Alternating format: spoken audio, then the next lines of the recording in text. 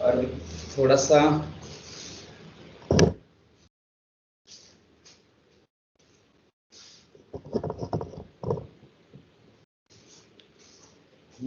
चलो रिकॉर्डिंग तो शुरू है, आप क्लास शुरू कर देते हैं।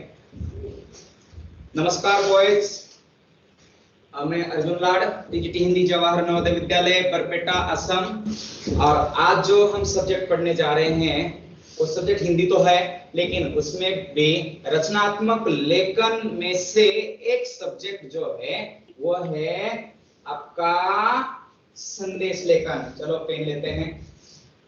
सॉरी सॉरी सॉरी, कहाँ गया पेन? सबको रखना, नोट कर रहे हैं।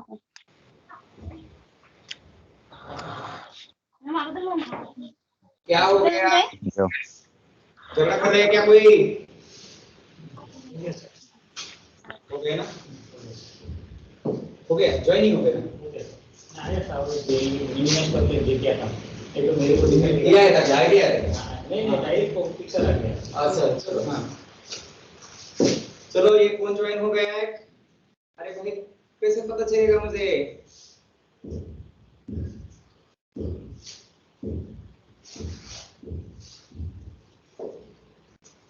तो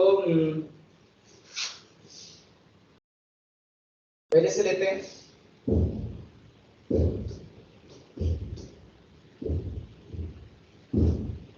बच्चों बहुत आगे गया था। चलो, संदेश लेखन, ये रचनात्मक लेखन का हिस्सा है। संदेश लेखन, संदेश लेखन परिभाषा देखेंगे, उद्देश्य देखेंगे, कैसे लिखते हैं ये भी देखेंगे, और संदेश लेखन के उदाहरण भी देखेंगे। जैसे हमने नारा लेखन के उदाहरण देखे वैसे। बच्चों, संदेश लेखन की परिभाषा अगर आप कहेंगे, संदेश वैसे कहते हैं आप, संदेश को आप मैसेज भी कहते हैं बच्चों।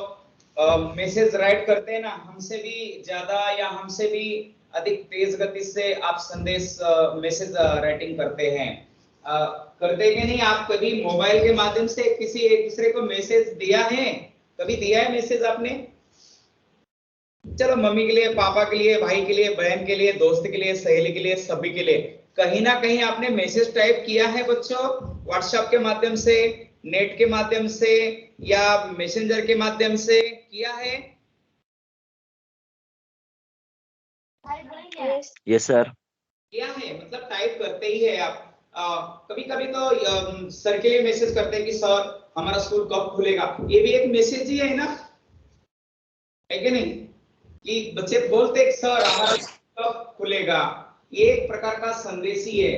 तो किसी एक व्यक्ति या समूह द्वारा, किसी व्यक्ति या समूह द्वारा अन्य व्यक्ति या समूह को किसी उद्देश्य से कही या कहलाई हुई महत्वपूर्ण बात समाचार या संदेश कहलाती है या कहलाता है। देखिए, किसी व्यक्ति या समूह द्वारा अन्य व्यक्ति या समूह को किसी उद्देश्य से कही या कहलाई हुई महत्वपूर्ण बात समाचार या संदेश कहलाता है। सिंपल परिभाषा है। हम अगर किसी को कुछ कहेंगे, संदेश देंगे, तो उस संदेश का निश्चित उद्देश्य होगा, है कि नहीं? अगर हम संदेश दे रहे हैं तो निश्चित संदेश का क्या होगा? उद्देश्य होगा। एक व्यक्ति से दूसरे व्यक्ति को संदेश दिया जाता है। पहले क्या हो जाता था? पुराने जमाने में एक व्यक्ति को दूसरे व्यक्ति के पास भेज देते थे। राजा महाराज है, ये संदेश एक जगह से दूसरी जगह पर पक्षियों के माध्यम से भी भेजते थे। आपको पता है बच्चों, एक मैंने प्यार किया एक पिक्चर था, उसमें कबूतर के माध्यम से अपने प्रेमिका तक संदेश पहुंचाया जाता है। एक गाना भी है कबूतर के ऊपर लिखा हुआ। क्या गाने का बोल क्या है बच्चों, पता है? कबूतर जा। गुड गुड गुड, आ रहा है, मेरे भी ध्यान में आ रहा है। कबूतर जा जा जा, कबूतर जा। बहुत ही ये हमारे काल में तो ये गाना बहुत प्रसिद्ध हो गया था। मतलब अब आज भी गाना ये सुनने से अच्छा लगता है। तो कबूतर के माध्यम से पुराने लोग विविध पक्षियों के माध्यम से ये संदेश वहां तक पहुंचा देते थे। उस मामले में एक कुत्ता भी बहुत ईमानदार प्राणी है बच्चों। कुत्ता भी इस प्रकार गले में कागज लटका कर कुत्ते को भेज दिया जाता था, कुत्ता भी संदेश पहुंचा देता था, ईमानदार प्राणियों में से एक है। तो व्यक्तियों के माध्यम से, प्राणियों के माध्यम से अन्य व्यक्ति तक संदेश पहुंचाया जाता था। तो आजकल क्या हो गया, आजकल इंटरनेट के कारण पूरा विश्व क्या हो गया है, एकदम नजदीक आ गया है। हम देखिए 2 लाइन लिखते, क्लिक करते ही दुनिया के किसी भी कोने तक हमारा मैसेज कुछ ही सेकंड में पहुंच जाता है। तो पूरा विश्व क्या हो गया है, एक ग्लोबलाइजेशन बोलते हैं, पूरा विश्व एक हो गया है। और संदेश देने के लिए हमारे पास व्हाट्सएप आ गया है, मैसेज आ गया है, इंस्टाग्राम है, ट्विटर है, विविध सारे प्लेटफॉर्म भी हमारे पास उपलब्ध हो गए हैं। तो आज ना हमारे पास कुत्ता है, ना हमारे पास वो पक्षी है, आज हमारे पास ट्विटर आ गया है, वो भी पक्षी का ही चिन्ह है। उसमें देखा होगा आपने, ट्वीट करके ही एक दूसरी जगह पर मैसेज देते हैं। इंस्टाग्राम है, व्हाट्सएप है, फेसबुक है, आदि जगह पर हम संदेश की बजाय आजकल दूसरा ही देखते रहते हैं। तो वो भी ठीक नहीं है। संदेश के लिए प्लेटफॉर्म होने चाहिए। तो पत्र के माध्यम से भी पहले संदेश दिया जाता था, पत्र लिखकर संदेश दिया जाता था। किसी व्यक्ति या समूह तक का महत्वपूर्ण बात या समाचार पहुंचाना ये उद्देश्य है। एक व्यक्ति से दूसरे व्यक्ति तक एक महत्वपूर्ण बात पहुंचाना एक उद्देश्य है इसका। उसके बाद क्या है ना कि उद्देश्य या अर्थपूर्ण संदेश देना, उद्देश्य या अर्थपूर्ण संदेश देना ये भी एक उद्देश्य है। छात्रों के लेखन कौशल्य का विकास करना ये तो हमारा हर बार का उद्देश्य रहता है। संदेश व्यक्तिगत होता है। आप देखिए कोई मैसेज हम दे रहे हैं, पत्र लेखन कर रहे हैं, संदेश व्यक्तिगत होता है। संदेश इसलिए किसी का संदेश पढ़ना नहीं चाहिए, किसी का पत्र पढ़ना नहीं चाहिए ऐसा हम कहते हैं, लेकिन ये व्यक्तिगत होता है। सर फिर टेराव में ओके हाँ, संदेश जिसे लिखना है उसका नाम, समय, अंत में लिखने वाले व्यक्ति का नाम लिखिए। संदेश कैसे लिखिए, संदेश जिसे लिखना है उसका नाम लिखिए पहले, समय, अंत में लिखने वाले व्यक्ति का नाम भी लिखिए कि मतलब मुझे संदेश किसने भेजा है। कभी कभी पता ही नहीं चलता है। बच्चे बोलते हैं सर मेरा पासवर्ड गुम हो गया है, सर मेरा पासवर्ड मैं भूल गया हूं। मुझे बताना पड़ता है कि अरे भाई तू कौन है और क्या प्रॉब्लम है। संदेश अर्थपूर्ण भी होना चाहिए ना। सर मेरा पासवर्ड, उसका नंबर, सभी के नंबर मेरे पास सेव होते तो कितना अच्छा होता। सभी के नंबर सेव नहीं है मेरे पास। बच्चे भेज देते सर मेरा पासवर्ड, MS टीम का पासवर्ड मैं भूल गया हूं और मुझे नया पासवर्ड चाहिए। उसके लिए मुझे संदर्भ क्या चाहिए, आपका आईडी होना चाहिए या आपका नाम होने से मैं ढूंढ ले लूंगा। ऐसे कैसे ढूंढ सकता हूं। बच्चों संदेश अधूरा नहीं होना चाहिए, संदेश पूर्ण होना चाहिए, अर्थपूर्ण होना चाहिए और संदेश विषय से संबंधित भी होना चाहिए। जो कुछ हम कह रहे हैं उससे संबंधित होना चाहिए। संदेश भाषा संक्षिप्त तथा सारगर्भित हो। संदेश पढ़ने के लिए व्यक्ति को ज्यादा समय नहीं लगना चाहिए। कम से कम समय में अधिक से अधिक बातें संदेश में होनी चाहिए। ओके, तो संदेश कैसे लिखे, चलो हम अपने विषय पर आ रहे हैं कि संदेश में कठिन शब्दों का प्रयोग ना करें, क्योंकि एक तो कम शब्द उसमें भी कठिन शब्द, वो डिक्शनरी खोजने के लिए कहा जाएगा बेचारा, है कि नहीं। सिंपल सरल भाषा का प्रयोग करें। संदेश में छोटे तथा अर्थपूर्ण वाक्य का प्रयोग करें। भाषा में दक्षता तथा सावधानियां बरते। संदेश गद्य या पद्य में लिखा जा सकते हैं। देखिए संदेश आप कविता के माध्यम से दे सकते हैं, गीत की पंक्तियों के माध्यम से देख सकते हैं, सांकेतिक भाषा के माध्यम से दे सकते हैं, या संदेश गद्य में बड़ा हुआ एक पाठ के माध्यम से लिखा हुआ पत्र गद्य का ही रूप है तो पत्र के माध्यम से दे सकते हैं। कोई गाकर मतलब गीत के माध्यम से दे सकता है। तो ये संदेश इस प्रकार हम दे सकते हैं। तो अब चलो सीधा हम जाते हैं कि संदेश कौन कौन से अवसर पर हम संदेश लिखते हैं। जन्मदिन के अवसर पर हम संदेश लिखते हैं, अपने दोस्तों को कहते हैं कि हेलो दोस्त तुम्हें जन्मदिन की हार्दिक शुभकामनाएं। आजकल तो क्या हो गया ना, व्हाट्सएप फेसबुक में तो यही है, हैप्पी बर्थडे टू यू। आजकल अच्छा हो गया है, ये कंप्यूटर ना बहुत होशियार हो गए, या कंप्यूटर में चलाने वाले लोग बहुत होशियार हो गए हैं। उन्होंने क्या कर दिया, ऑटोमेटिक लिखे हुए व्यक्ति के मन में कौन कौन से वाक्य चलते हैं, अवसर के अनुसार, जन्मदिन के अवसर के अनुसार हम फेसबुक में देखते हैं, क्लिक करते लिखने के लिए वहां आता है हैप्पी बर्थडे, ऑटोमेटिक लिखा हुआ, हम उसको क्लिक करते भेज देते हैं। आजकल लिखने का भी जमाना नहीं रह रहा है, धीरे धीरे हम लिखना भूल जाएंगे क्या, ऐसा पता है, क्योंकि हम मोबाइल में देखते हैं, ये मोबाइल लाया और मोबाइल को ही पूछते हैं मेरा नाम क्या है, तो मोबाइल मेरा नाम कैसे बताएगा। अरे भाई इतना जमाना आ गया, हम बोल रहे हैं मोबाइल लिख कर दे रहा है, समझ में आ रहा है, इतने हम आगे गए, मतलब हम लिखना भूल जाएंगे ऐसा लगता है। ऐसा मत कीजिए, लिखने की प्रैक्टिस कीजिए। ओके, परीक्षा में प्रथम स्थान प्राप्त होने पर, आपका दोस्त परीक्षा में प्रथम स्थान प्राप्त कर दिया है, उस अवसर पर उसे बधाई देते हुए एक संदेश लिखिए। कैसे लिखेंगे कि क्या बोलेंगे, अभिनंदन, बस इतना तो कम से कम बोल सकते, अभिनंदन दोस्त, आपका बहुत बहुत अभिनंदन, है कि नहीं। तो ओके, स्वतंत्रता दिवस अभी अभी चला गया, क्या आने वाला है बताइए मुझे। हाँ, आप है क्या नहीं जगह पर बॉयज। अभी हमने स्वतंत्रता दिवस मनाया, अब आज के डेट में हम क्या मना रहे हैं, आज के डेट में हम क्या मना रहे हैं बॉयज, स्वच्छता पखवाड़ा मना रहे हैं, हिंदी पखवाड़ा मना रहे हैं। स्वतंत्रता दिवस हो, गणतंत्र दिवस हो, होली हो, दीपावली हो, ईद हो, मुहर्रम हो, बुद्ध पूर्णिमा हो, बिहू हो, मकर संक्रांति हो, आदि अवसरों के ऊपर हम क्या करते हैं, संदेश भेजते हैं। आप इनमें से किसी अवसर के ऊपर आपने संदेश भेजा है बॉयज? Yes sir. भेजा है, चलो अच्छी बात है, कम से कम ये बच्चा तो बोलता है।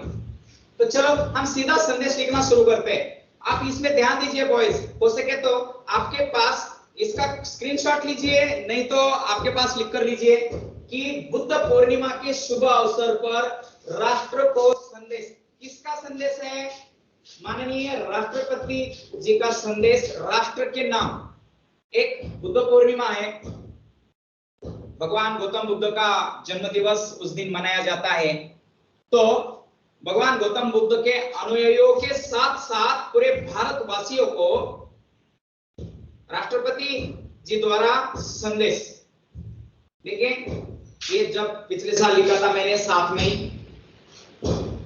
2020 का है शायद, ये 7 मई 2020 के दिन था संदेश। प्रिय देशवासियों, देखिए कैसे लिखा है, किसको संदेश लिखना है, उसका नाम, दिनांक लिखा, उसके बाद संदेश किसको लिख रहे हैं हम, देशवासियों के नाम लिख रहे हैं। कौन लिख रहे हैं, राष्ट्रपति जी।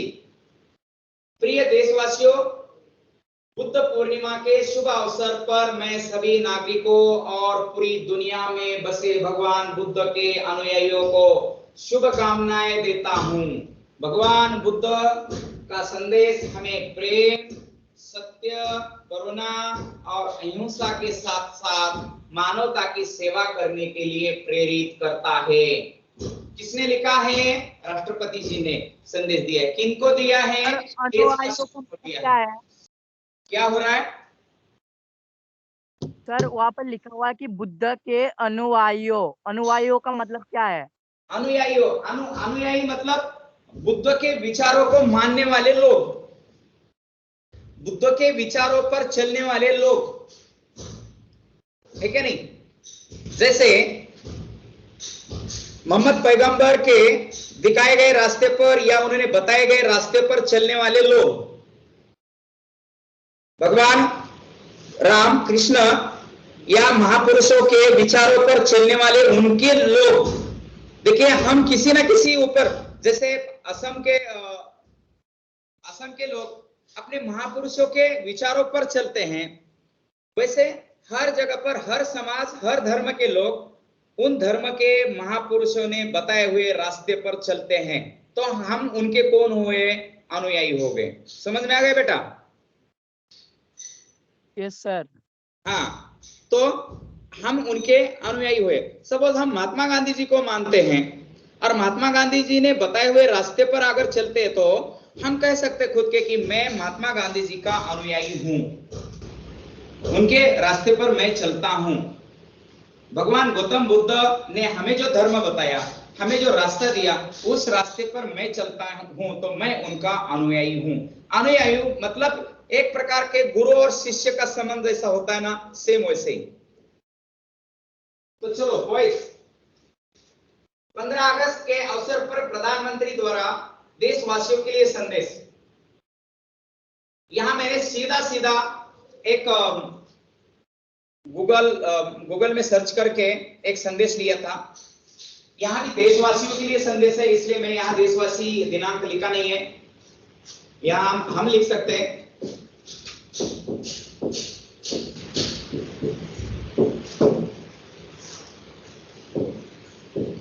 भारत।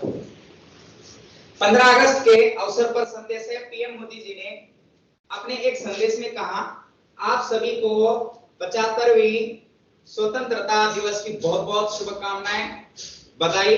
आजादी के अमृत महोत्सव का ये वर्ष देशवासियों में नई ऊर्जा और नव चेतना का संचार करे। जय हिंद।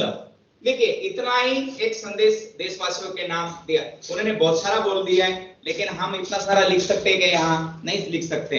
तो कम से कम शब्दों में मैं आपके पास मुख्य संदेश जो है वो आपके पास दे दिया। फिर से यहाँ आपको थोड़ा दिखने में प्रॉब्लम होता होगा। दीपावली का संदेश है। दीपावली त्योहार के अवसर पर लिखे जाते हैं कि शुभ दीपावली। अपने दोस्तों को, अपने रिश्तेदारों को हम संदेश लिखते हैं। दिवाली में हो दीपों का दीदार, जीवन में हो धन की बरसात, खुशियों के साथ मुबारक हो आपको दिवाली का ये त्योहार, या आपको दिवाली का त्योहार। देखिए बच्चों, इसमें जो पंक्तियां है ये काव्यात्मक है, पद्य में है, यहाँ गद्य में नहीं है। पहले जो 2 मैसेज थे वो गद्य में लिखे थे, अभी जो मैसेज है वो पद्य में लिखा गया है। तो आपका मैसेज पद्य में, गद्य में दे सकते हो। बाद में राष्ट्रपति को कोविंद जी ने स्वतंत्रता दिवस की पूर्व संध्या पर देशवासियों को संदेश दिया था। मेरा हर काम देश के नाम, इस नाम से संदेश दिया था उन्होंने। रविवार अगस्त 15, 2021 राष्ट्रपति रामनाथ कोविंद ने 75वें स्वतंत्रता दिवस की पूर्व संध्या पर राष्ट्र के नाम संदेश दिया है। उन्होंने कोरोना महामारी और हाल ही में बीते टोक्यो ओलंपिक 2020 खेलों पर भी चर्चा की है। तो ये एक प्रकार का उनका संदेश है। बहुत सारा था, इतना सारा लिख नहीं सकते, वही लिखने के लिमिट आता है मेरे पास, इसलिए मैंने यहाँ से काट के दे दिया था। चलो, दीपावली के शुभ अवसर पर प्रधानमंत्री का राष्ट्र के नाम संदेश। देखिए, यहाँ देशवासियों के लिए संदेश है। ये 14 नवंबर, देशवासियों को दीपावली के पावन अवसर पर बहुत बहुत शुभकामनाएं।